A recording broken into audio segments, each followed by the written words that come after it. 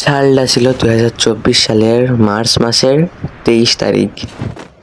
তখন খুবই ইচ্ছা হলো যে একটা ইউটিউব চ্যানেল ক্রিয়েট করি।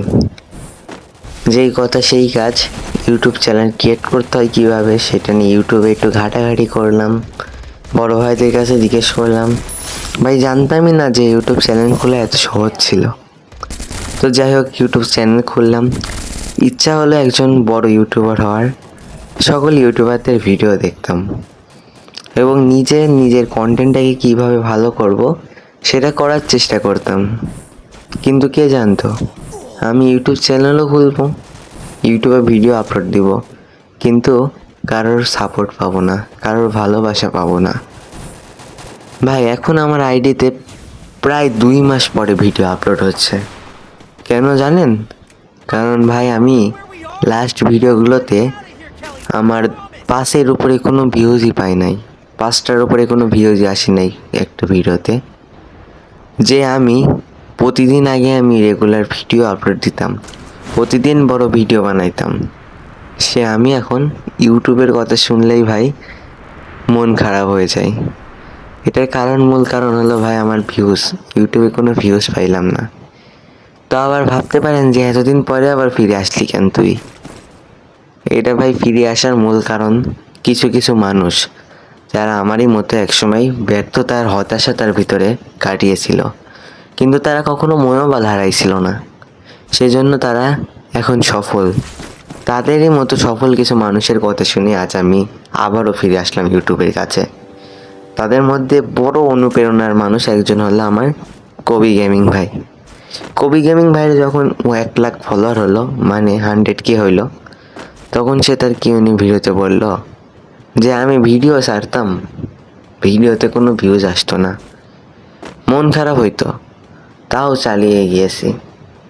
10টা 20টা ভিউজ আসতে আসতে একদিন আমার ভিডিও ভাইরাল হইল।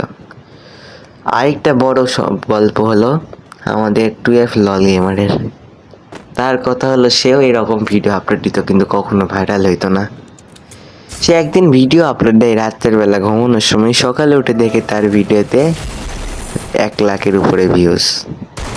সেটা দেখে তার মনোবল আরও বেড়ে যায়। এখন তারা তাদের ভিডিওর কথাগুলো বলে, তাদের সফলতার কথাগুলো বলে, আমাদের মতো যারা হতাশ হয়ে পড়েছো ভিডিও বানাতে গিয়ে, তাদের বলছি ভাই একবার হলেও তাদের কথাগুলো শুনে আইসো, তোমাদের মাইন্ডটা আবার চেঞ্জ হয়ে যাইতে পারে। তো কালকেই তো আমাদের ফেস রিভিল করলো সাদ গেমিং ভাই। তো তার ফেস রিভিল ভিডিওটাতেও কিন্তু তিনি এইটা খুবই সুন্দরভাবে ভাই ভিডিওতে তুলে ধরেছেন। বিশেষ করে আমি কালকে তার ভিডিওটা দেখার পরে ভাই আমার কালকে সারা রাত ঘুম হয় নাই। এইটা নিয়ে আমি ভেবে চলেছি যে কিভাবে আমি আবার ইউটিউবে ব্যাক আসবো এবং আমি রেগুলারলি ভিডিও আপলোড দিব। ভাই তোমরা কি আমার ভিডিও দেখো কি না দেখো, ভিডিওতে একটা ভিউজ আসলো কি না আসলো, এটার দিকে আমি আর তাকাবই না। আমার শুধু চোখ আর লক্ষ্য থাকবে ভিডিও বানানোর দিকে। ভিডিওতে ভিউজ হলো কি হলো না, কেউ দেখলো কি দেখলো না, তাতে আমি আর কোনো মাথা নাড়াবো না। তো ভাই সকলে ভালো থেকো।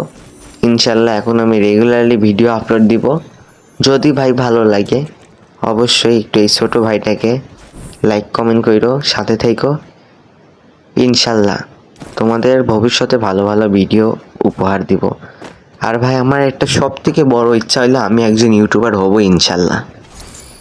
এটা ভাই আমার চেষ্টা কোনো কমতি থাকবে না, যতই কিছু হোক না কেন আমি ইউটিউবার ইনশাল্লাহ হয়ে দেখাবো একদিন মানুষকে।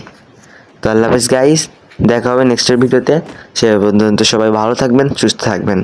তো ভাই এই ডায়লগটা আমি আবারও দিয়ে দিলাম। তো আল্লাহ হাফেজ ভাই।